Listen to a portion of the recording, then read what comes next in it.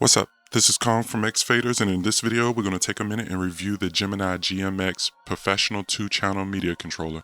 Huge shout out to Zounds for providing this demo unit. If you're interested in the Gemini GMX or any other DJing equipment, please check out their link in the description below. I was interested in this unit for a couple of reasons. One, because it's a media player, so it'll allow you to play audio from your USB flash drives. Two, is because it was budget friendly. This device is only $350 at the time of this video. And also, it comes with a Virtual DJ Limited Edition license. So flipping over the box, the features listed on the back of the box includes that it is 24-bit processing. It supports MP3 and WAV playback. It also has the normal DJing features, stuff like that, cues, auto loops, reverse, touch jog wheels, 2 channels, and 3-band EQ. It supports balance, XLR, and RCA. And it has high contrast display, so the colors are actually inverted. It also comes with Virtual DJ LE. So you'll notice on the box that it displays the colors are actually inverted, so it is a dark background with white text. You'll notice when I power on the unit, the display is actually black text and white background. So let's go ahead and flip the box over and open it up so we can review the contents within. So first thing, as soon as you open it up, you'll be greeted with a stop label. It basically speaks to your extended warranty and your opportunity to sign up and register through Gemini Sounds to add your extended warranty. Next on the list is the manual. You can actually go to Gemini's website and have a digital copy or PDF version of the manual. You also find more information through Virtual DJ's manual, and we'll talk about that a little bit later in the video. You also have the Gemini key for the Virtual DJ license, so you'll use that key to unlock your version of Virtual DJ. It comes with your typical pair of RCAs and your standard USB 2.0 A to B cable to connect to your computer. In the white box is going to be your power cable, so it comes with your standard power DC voltage power adapter. The power adapter is required. It is not USB bus powered, but the power adapter comes with the Type A, USA, Canada, and Mexico, Type C, which is Europe, South America, and Asia, Type I, which is Australia, New Zealand, China, and Argentina, and Type G, which is UK, Ireland, Malaysia, and Singapore. It's fairly easy to install the attachment onto the adapter. You just simply place it on and twist. It will lock in. There's a button on the bottom left corner, as you can see here I'm pressing now, that will allow you to release the power adapter attachment. So that covers all of the contents inside of the box. Let's go ahead and clear off the table here and place the controller on the top so we can go over all of the features on the controller. We will start from the top and work our way down. We'll focus on the left side of the controller for the moment. So at the very top left, there is the key lock button and the range key, the BPM tap mode, as well as lock, and this will also get you into auto. Next up is the time, and if you hold shift, it will change the text. Right beside that is the auto cue, repeat, and wave plus or minus, so this will increase and decrease the size of the wave. Right beside that is the browse knob, large encoder wheel for you to scroll through your music, and the back button. The LCD dot matrix display. The pitch slider is very smooth, long throw. The 8 hot cue pads, which are rubber, very responsive, I would say. And it gives you opportunity to hit the hot cue button to change between the hot cues and the auto loop. So if you look on the top of each one of the pads, you'll see the loop length. Next up is the shift button, which allows you to change between your blue labeled items here. So just hold shift and you'll be able to delete your hot cues or change your range, or activate your BPM lock. You have the ability to set in and out on your loop, so if you mainly want to set your loop, and the bottom underneath that will allow you to exit your loop. On the left hand side, you have your scratch, search, and reverse button. Next up, you have your jog wheel. It is touch sensitive. Around the outside, allow you to nudge the track to speed up and slow down. The cue button and the play pause button. Moving over to the mixer section, you have a pretty much standard layout. At the very top, you have your gains, followed by a USB port here. You have one on the front or the top. You also have one on the back corner. Next up is the high, mid, and low EQ settings. They are not full kill, and the filter. you have your headphone cue. Right below that, you have your volume fader. They're pretty smooth, no issues here. Right below that, of course, you have your crossfader. There is no crossfader adjustment on this controller. We'll come back to the MIDI button, but right below that is the master, booth, Q volume, as well as Q mix. This will allow you to adjust your volume between the Q and your program. Right below that is a switch for your Q and master, so it'll allow you to view your meters or your level for your Q and your master. So this controller will be considered as symmetrical because of the fader's location, and all the buttons on the deck are mirrored. Taking a closer look at the unit, you have a cable retention here on the far left. The power button is very spongy, but it gets to a point where you can feel where it engages. Next up is the DC in, which is 12 volts 2 amp. Next port is your USB port that goes to your computer. Another USB port for your flash drive and storage of music. RCA cables for your booth and master, and a balanced XLR, which is rare for this type of controller at the price point, but it's an awesome feature. And last but not least is the Kensington lock on the end. So looking at the front of the unit from left to right, you have a 1/4 inch headphone port, 1/8 headphone port. The knob there is for the microphone gain, and all the way at the end on your right is a 1/4 inch microphone port.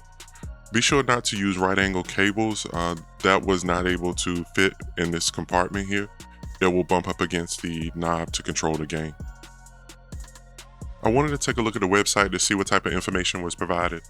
Scrolling down on the site, I was looking through the features and stuff, and I noticed that under the feature pack player, it states that it can play MP3, WAV, and AAC files.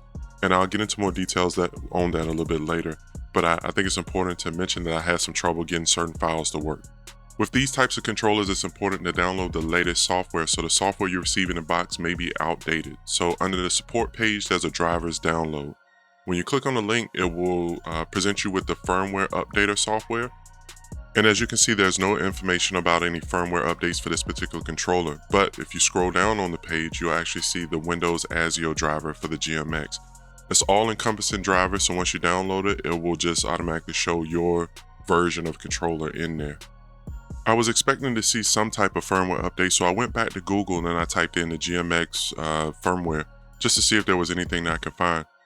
Unfortunately, I found a link, and it looks like it was under a blog post that actually stated that the GMX series and Slate series, the Gemini updater for it. So I downloaded a copy of this updater and just ran it. Once I installed it, I didn't have any issues plugging in the controller, and it recognized it very quickly. And as you can see here, it'll give you a pop-up saying that you connected the GMX controller. The only problem was right after that, when I proceeded through it, it says there's a problem with the internet connection. Now, I have no issues with my internet connection at all, but just in case, I tried it on multiple computers and it gave me the same error. So it's safe to say there's no other firmware updates, and basically what you see is what you get with the controller. So I wanted to test the USB drives thoroughly, so I grabbed every type of storage device I could find that ranges from SSDs to mechanical hard drives, USB 3.0 as well as 2.0, micro SD card readers as well as SD card reader, and yes, at the end there's a CD-ROM drive. I'll wait for a second so you can pause the video and kind of guess which ones didn't work. I'll give you a hint that it was only 2 devices, so I'll wait for a second here, go ahead and pause the video. Okay, cool. The 2 that didn't work was the Micro Center USB 2.0 and the CD-ROM drive. Bear in mind that it's important that you format your drive to FAT32, not extended FAT or NTFS. Those file formats will not work at all. It was just as important to identify how much power that the USB ports on the back and the top of the unit provided. So I'm happy to report this controller provides more than enough power to power your USB flash drives as well as your mechanical drives and SSDs, so that won't be a problem. Based on the acceptable file formats, I downloaded 3 MP3s and converted them to AAC and WAV.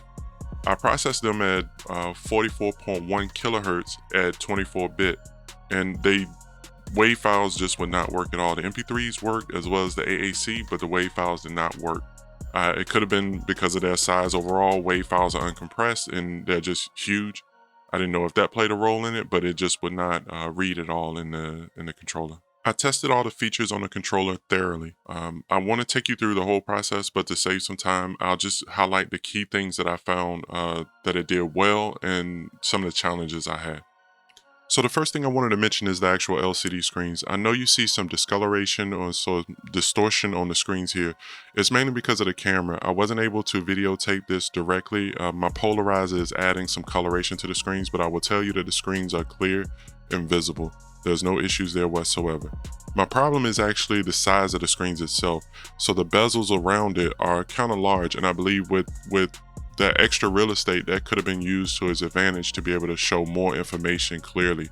So the choice to use LCD screens dot matrix specifically may have been one of the downfalls of the controller. I feel as though even though the price point is good, it still should enhance the overall usage and experience of the controller. So what I found is that the waveforms are fairly small and it's hard to find the transients that indicate snares or bass and stuff like that, which is helpful information when you're trying to queue up songs and do some scratching if you do find that you need to do that. I like the USB ports. They provide plenty of power and they serve their purpose.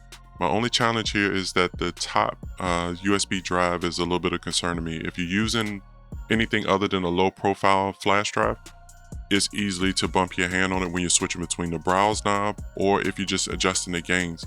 You can't really tell from the video, but this drive is at least 2 inches tall.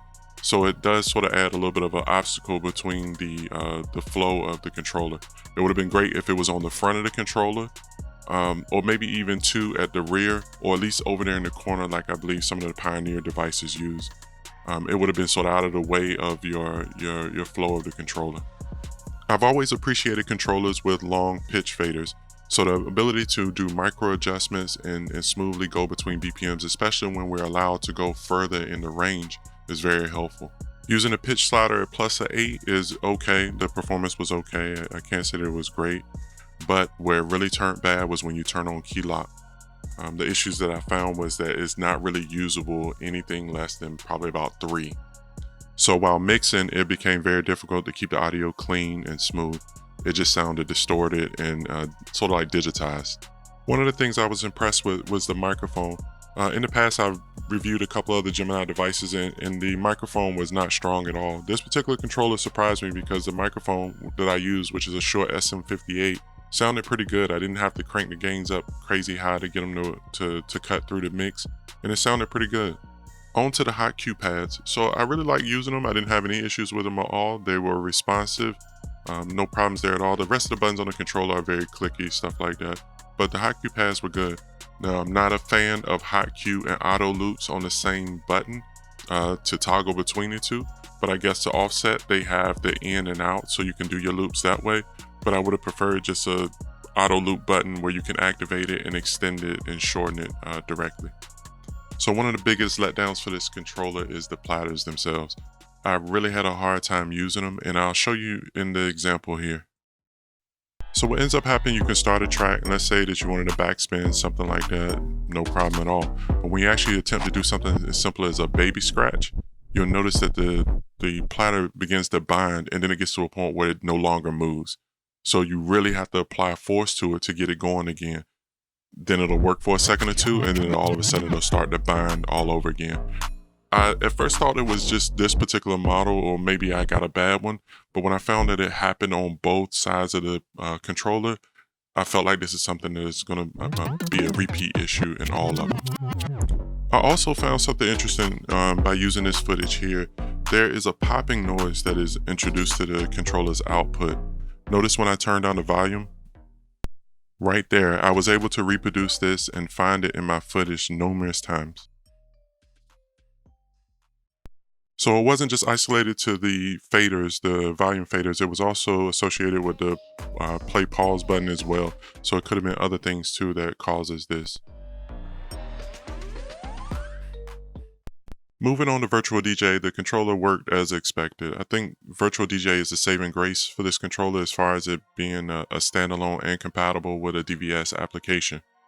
It's tough though because this is one of the controllers that Virtual DJ endorses, so all of the other controllers that we tend to like using, they're just compatible with Virtual DJ and will require a yearly subscription or purchase of the software in general.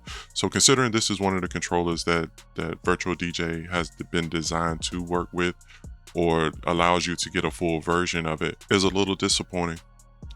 Now, if I had to choose, I would definitely use this under Virtual DJ. So even the WAV files that I tested out earlier in the video worked fine, AAC as well as the MP3s work fine in Virtual DJ, so I'm not surprised by that. But as a standalone controller, I can't really support. So due to the simplicity, you lose a little bit in versatility. So when you're using your effects and stuff like that, most of it has to be done on the interface of Virtual DJ. There's just not enough buttons to control everything from the controller itself. The MIDI button in the center of the controller is what actually allows you to switch between the two. So by simply tapping the MIDI button, it will transfer everything over to the USB cable to your computer. So I mentioned a lot of information about downloading the drivers and stuff from the website earlier in the video. What was weird is when I downloaded the ASIO driver from Gemini's website, I lost audio from the controller in Virtual DJ. It wasn't until I uninstalled their ASIO driver and allowed Virtual DJ to use their version or another version of it. That's when audio came back, no issues at all. So look, I know I dropped a lot of information in the last 5 minutes of the video, mainly kind of negatives and cons about the controller. The truth is, I look for simplicity, I do look for functionality, I do look for value. I don't like hearing the term a lot of times where because it is a budget controller, this is why this is not this way, or this is why this feature or function does not work properly. If it's on the controller, it should work. It doesn't matter if I'm a beginner, experienced, or pro DJ. I really had high hopes for this controller. I wanted all of it to work as expected, no issues and anything like that. But when I saw that there was no firmware updates where some of the things probably could have been fixed with the firmware update, with the exception of the platters, that was the biggest letdown for me. Honestly, I would have been cool with just, hey, firmware update in the next 6 months and spray some fader lube in the top left corner of the platter to make it spin better. I don't know, it could have been anything just to help this process or to help make this a little bit more attractive. But who's to say it might not happen in the future? But as we speak right now, as of February 2023, I would probably hold off on this controller. So let me know your thoughts and your ideas in the comment section below. If you have this controller and experience the same thing, or if you have one and you have had no issues whatsoever, let me know down in the comment section. I hope this video was helpful for you. Please like, share, and subscribe, and check us out on the website at www.xfaders.com.